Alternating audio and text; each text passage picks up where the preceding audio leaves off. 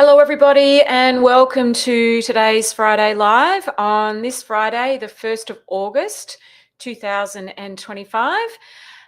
It is a gorgeous day here in Melbourne. The sun is shining. I've just been to the gym, so that's why I'm dressed like this. It was the only time I could fit it in today. I had a really early morning session this morning with someone in the US, and I just had time to go to the gym between now and the live. So I haven't had a chance to get changed, but I thought, you know what, I'll just go live anyway.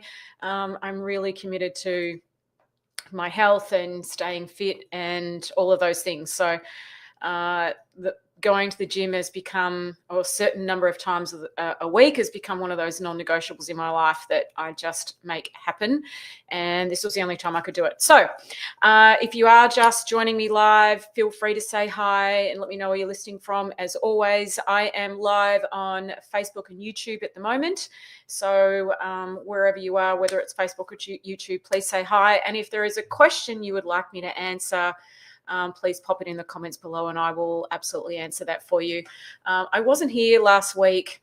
I had, for those of you who know, my very good friend Anthony, who painted that heart behind you there. You're actually getting a different view of my office today. I'm normally on the other side of my desk, but I've been recording a brand new program and I've been recording it with this as the backdrop. So I'm just going with the backdrop that I've been using for that. So normally in my office, I've got a beautiful sliding doors around me and lots of glass down one side, and so clients can meet me here in person if they want to. But this is where I do my creating. It's where I wrote my book, Funny Little Human. And for those of you who haven't bought a copy, you can buy it on Amazon. And as always, if you have purchased a copy and you do leave me a review, I will send you out a free meditation that I created that goes with the book. So you can get that for free if you leave me a Amazon review. Just send us an email with a screenshot of your review, and we will get that meditation straight out to you. If you haven't purchased my book, lots of awesome reviews on Amazon. And to me, this is everything I've poured into this book is everything that I have learnt, come across, discovered, experienced in the 20 years that I've been working with people and looking in this direction. So if you haven't purchased a copy, it's available as an ebook. I have had it professionally. It's available as an audio. I've had that professionally done as well. And obviously it's available in a paperback. So just look it up in Amazon in whatever country you're in, and you'll find it there where you can order yourself a copy. And as I said, leave me a review and I will send you out a free meditation. Hi, Vedish. Hi, Vedish. Thank you so much for saying hi. I can see that you're on YouTube, so thanks for that. And anyone else who is joining us live, feel free. Hi, Vedish, great book. I really appreciate you saying so. Thank you so much. I really appreciate that. I was just sharing my book, Funny Little Human, if those of you haven't bought a copy, and explaining why there's a different background today, because I am in the middle of creating a new program. It's called Unshakable. I'll talk about more about that when it's closer to being released, but this is the background that I've been recording from. So I've just left it like this because I'll be doing more recording today. Okay, so Friday Live. The reason I wasn't here last week is because, as some of you may know, my gorgeous friend Anthony, who did the heart for my book, and there it is up there on the wall behind me. He also did that beautiful bug. Very close friend of mine passed away, and his book was released last Friday, and I was at the launch of that book. This is his book, Breslin, The Spirit Endures. Amazing book. And I wrote the foreword for this book. He asked me to write the foreword for the book, which was a great honor and a privilege. And I also read a chapter at the book reading. So that's where I was, what I was doing last week. And so I wasn't able to be here. But thanks, Kirsten, recording a new program. Yes, it is very exciting. I'm very excited about it. So thank you, honey. Nice to see you. Very nice to see you. All right. So if anyone's got a question, post it in the comments below. I will get on to the questions that have been sent in for today. Let me just, where are they? Okay. All right. So,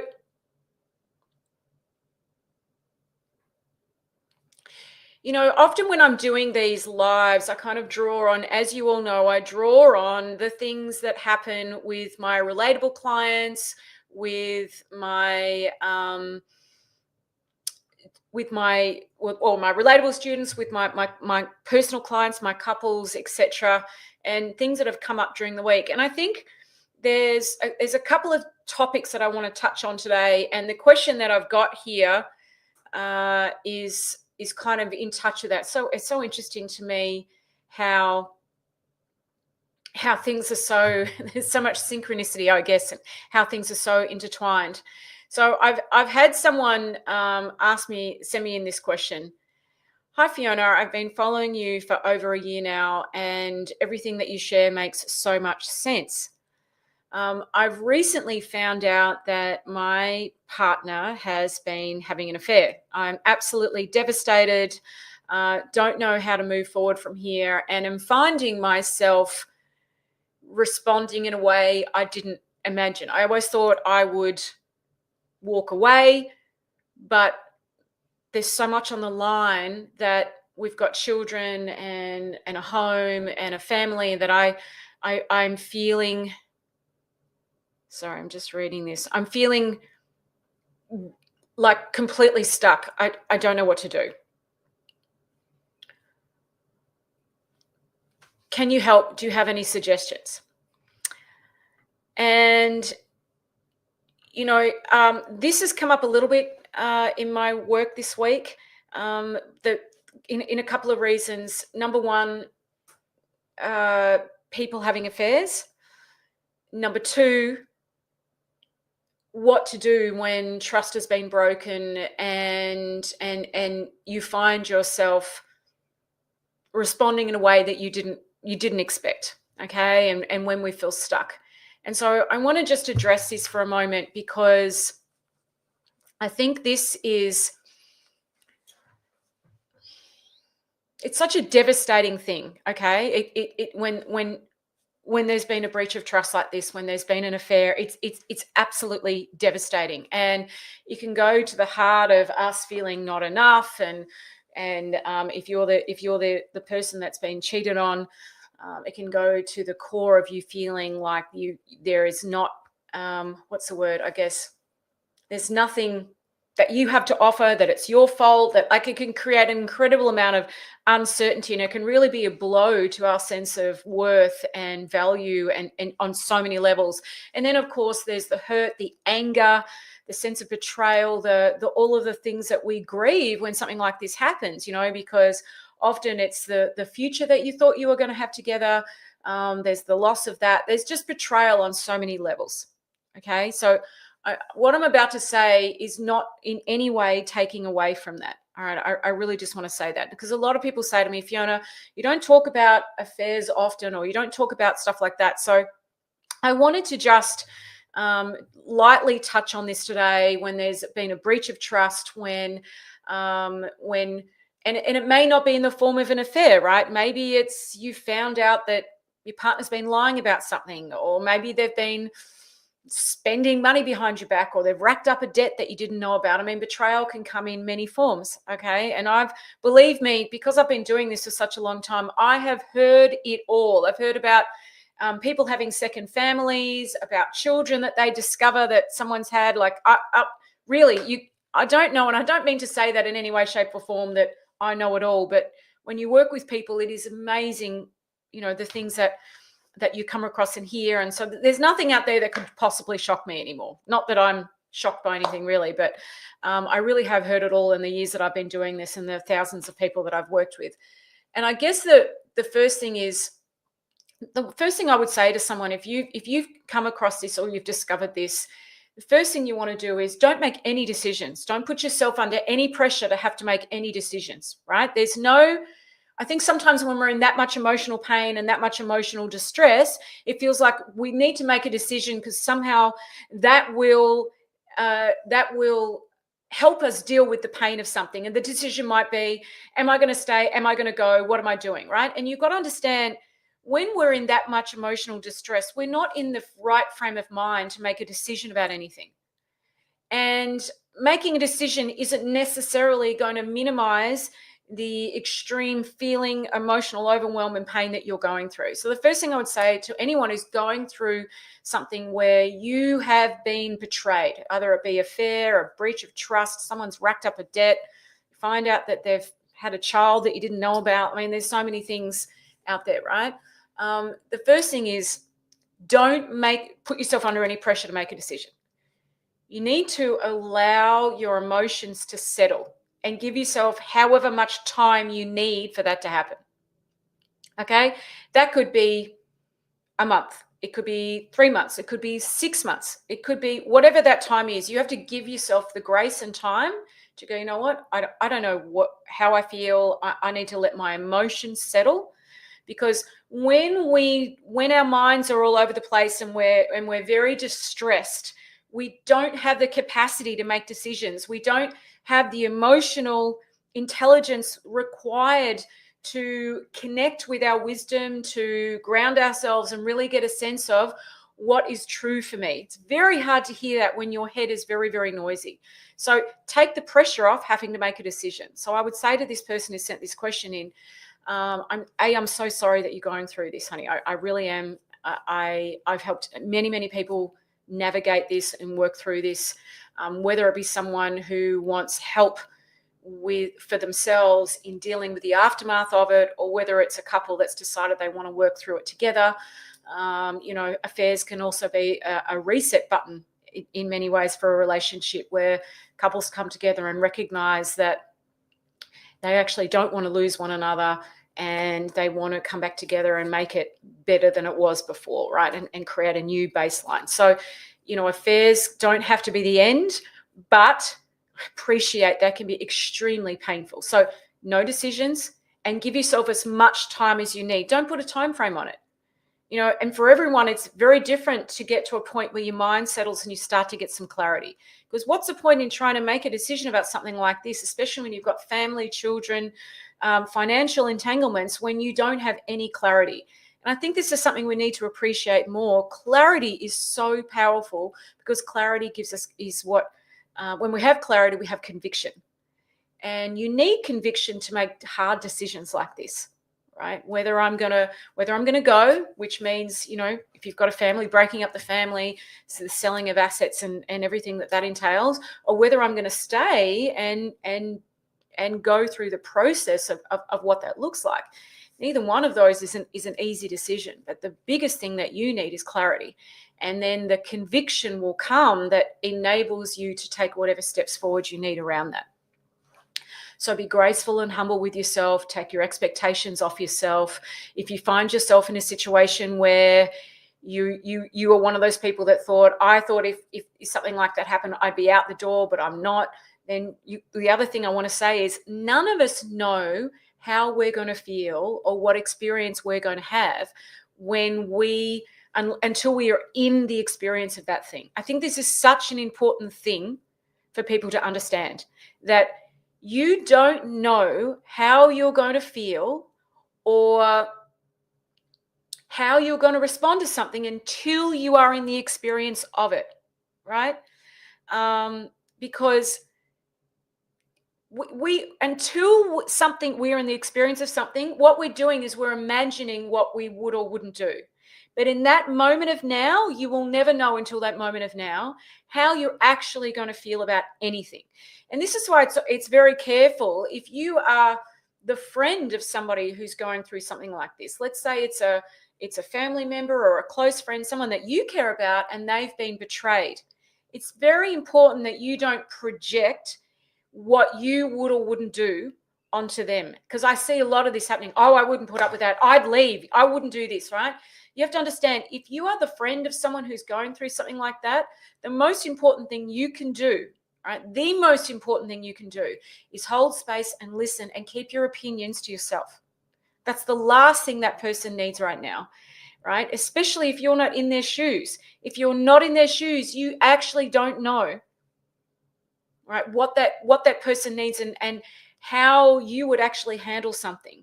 So the most important thing is, if you are the friend of someone going through like that, keep your opinions to yourself. So zip it, listen, be present, hold space, but don't project your opinion onto someone.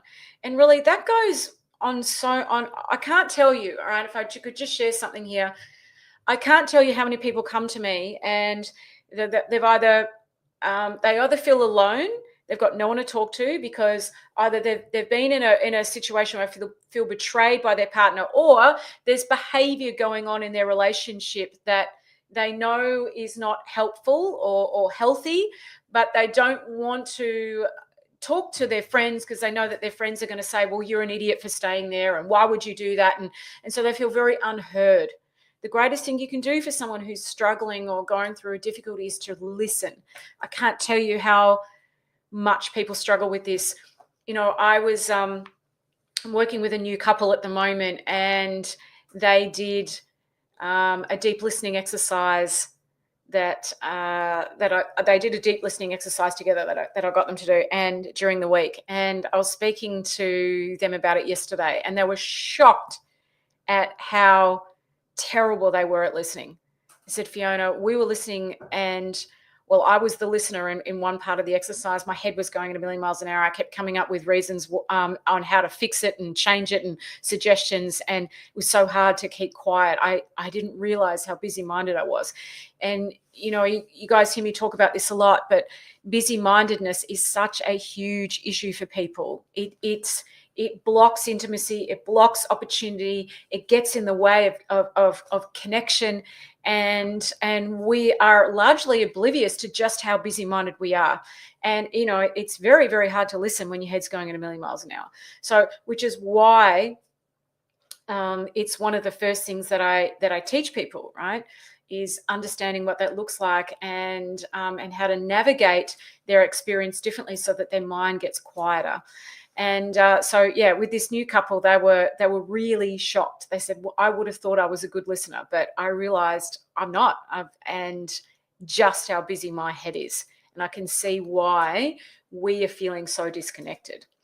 So coming back to this lady's question, I've been talking about someone who's discovered their partner's having an affair, and kind of the first steps you can do. So I was just saying, first step, don't make any decisions. Wait for your mind to settle. If you're a friend of someone who's had an affair or been betrayed by someone else, listen, really, I guess, hold your opinion to yourself. Don't project that onto other people. Hi, Michelle. What's the new program? I'll let you know when I've got it ready. Your dog has a vet appointment. No worries, honey. All good. Hi, William. As always, you bring such helpful clarity on how to best move forward. Thank you for that. It's confirmation that I'm doing it right as well. So thank you even more for that. You're welcome, William. You're welcome. Hey, John Jordan. Hi. Nice to hear from you. How's life in Florida treating you guys? I think about you guys often and wonder how you're doing there. Hopefully you're having an awesome summer together there in Florida, and the kids are well. Really nice to hear from you. Okay, so the other thing I just want to say, if you've been through an affair or betrayal, and you know that you want to move forward, right? You've made that decision that you want to keep your family together and you want to move forward. It's so important that you get some help. Don't try and move forward on your own. Don't. You need help to move through that. You need help. You really do. You need professional help to navigate that, to navigate on both sides. The guilt and shame that the person who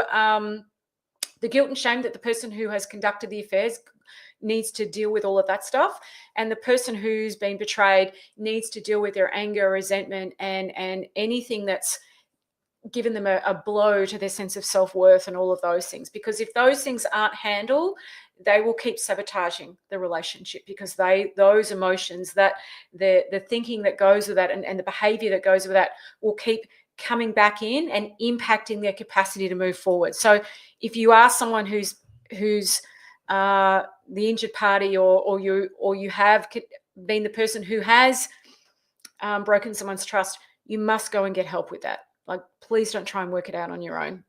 The amount of people that try and work this stuff out on their own, it's too hard. You're not removed enough from it. You need someone neutral to step in there and help you navigate a pathway forward. Very, very important. Susan, hi. Susan, John Jordan is in Florida. Susan, I have no idea where. I have no idea, but John is a relatable student, has been a client of mine, and Susan's a relatable student. So yeah, you guys may well be living very near one another. I've got no idea, but yeah, John is in Florida, Susan. Okay, so I hope that makes sense, and I hope that's been helpful for you. And again, I'm so sorry to hear that you're going through that, honey. It's really, really, really tricky. Okay. All right, this is a great question. So someone said, "Hi Fiona, I have a question for you. My husband and I love each other, but we're bored. We're bored with our relationship. We're just bored. Any suggestions on how we can spice things up?" Oh, I've got lots of suggestions on how you can spice things up.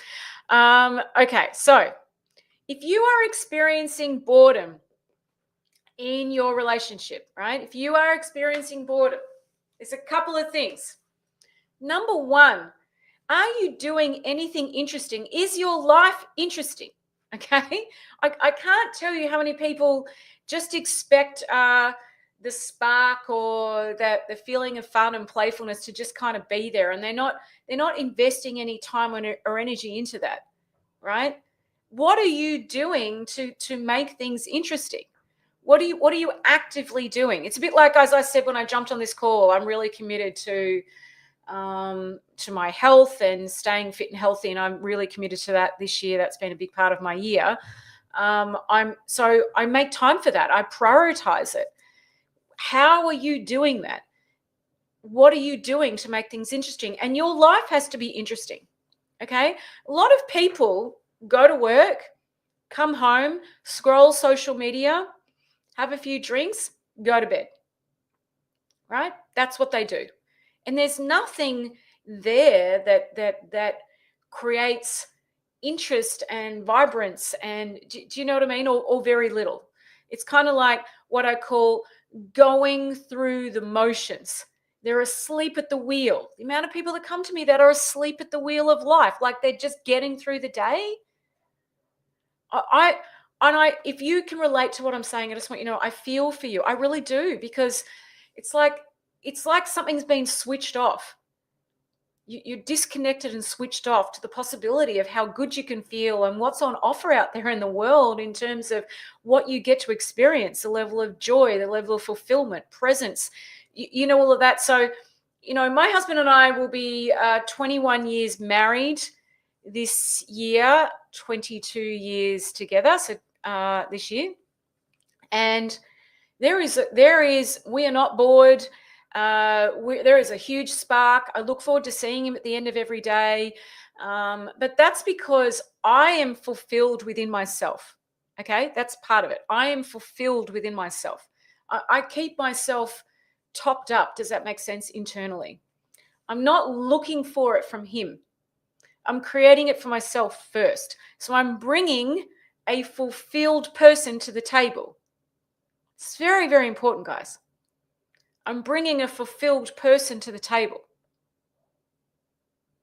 So if you don't feel fulfilled, if you're kind of asleep at the wheel, and so you know when you're fulfilled because you find joy in the simple things. You're lighthearted, you're playful, you let go of things easily. There's a lot of appreciation and gratitude that you move through your life with. You don't need to have massive things happen in order to feel good. You can just walk outside and have an appreciation for the sun shining, or like it's delighting in the small stuff. So many of us are kind of conditioned or living our lives to, I'm just going to kind of get through the day, and then when we go on that family holiday, then I'll kind of come alive. And it's like, no. I want to make sure I come alive each day.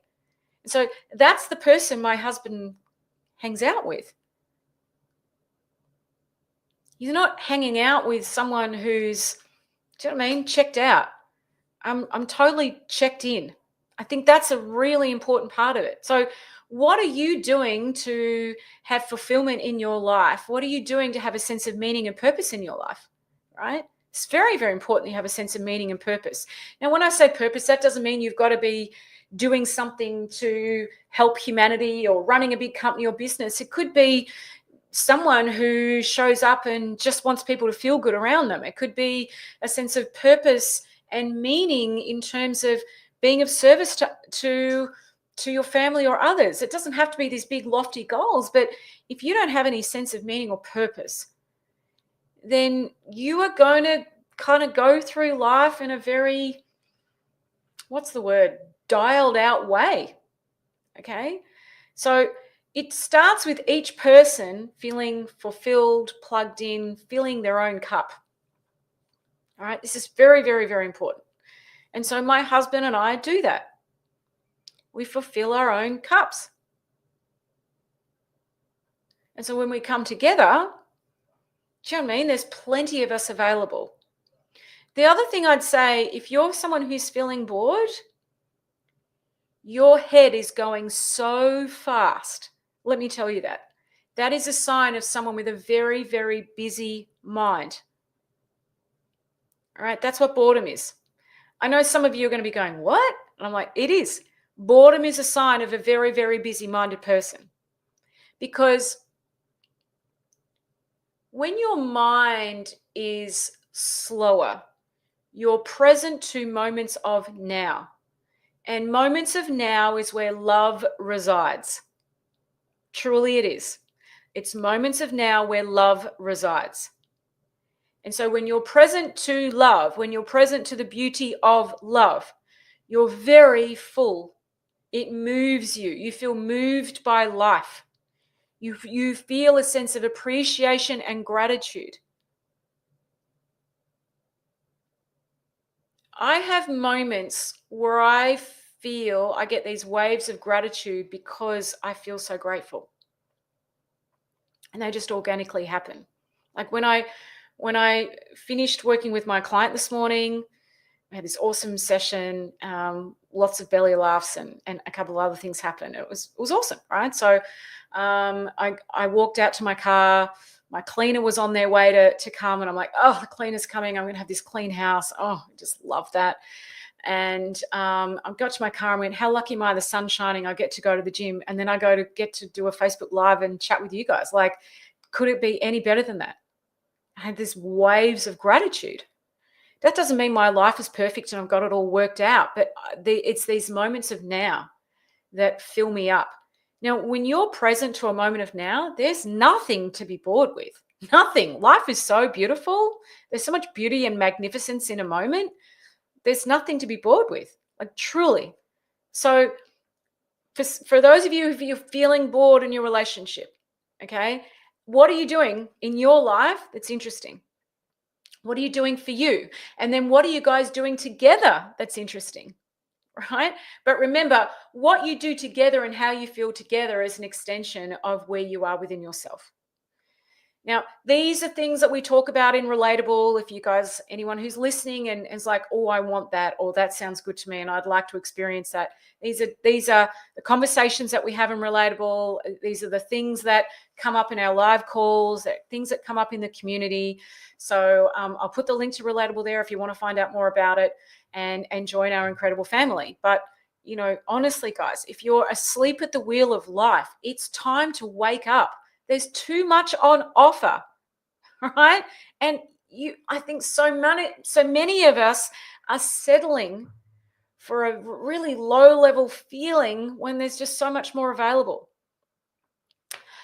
Hi, Penny. Nice to see you, honey. John and Susan. Okay, cool.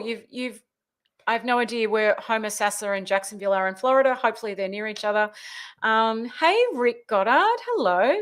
Hi, Fiona. Earlier today, it was my absolute pleasure to write a review for you. Oh, thank you, Rick. I so appreciate that. I really do. Thank you. Life is great. So good to hear that, Rick. It really is. That's wonderful. Wonderful to hear. And thank you for writing me a review. I do appreciate that. So anyway, I hope that answers that question. Is anyone... Oh, hi, Faye. Just saw your comment as well. Hi, nice to see you. Thanks for saying hi. Really appreciate that. I really, really appreciate that. So, is anyone got any questions about anything that I've just shared? Is this making sense? I can't tell you how important this is, right? So far, if anyone's just joined us and you want to catch up on the replay, we've talked about affairs, what to do if you are the person who's been involved in an affair and you're kind of stuck and you're reacting the way you didn't imagine, and if you are bored in your relationship, okay, or if you're bored in your life, okay. I've just handled that and addressed that. Okay, so let me just check. I think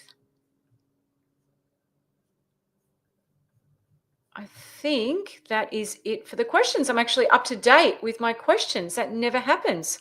Oh my goodness. Awesome. I'm up to date with questions. All right, everybody. Well, cool. I like it when I get up to date with my questions. All right. So I'm going to sign off for now. If anybody has a question that you would like me to answer, please send it to, hey, Kristen, I've got both you and John on the call today. How cool is that? It's so nice to hear from you, honey. I was thinking about you guys and wondering how you're doing. I hope guys are doing, I'm doing really, really well. I'm really, really well. So thank you so much for asking, honey. It's nice to see you both. If anyone's got a question that you want me to answer, please send it to hello@fionalukis.com.au. If you would like to join Relatable or find out more about it, here's the page here where you can get more info. And join our family. So sending everyone lots of love. Hopefully I will see you all next Friday. So pinch and a punch for the first day of the month. It's August. Can you believe that, guys? It's insane. All right. Thanks, everybody. Lots of love to you all. See you next week. Ciao.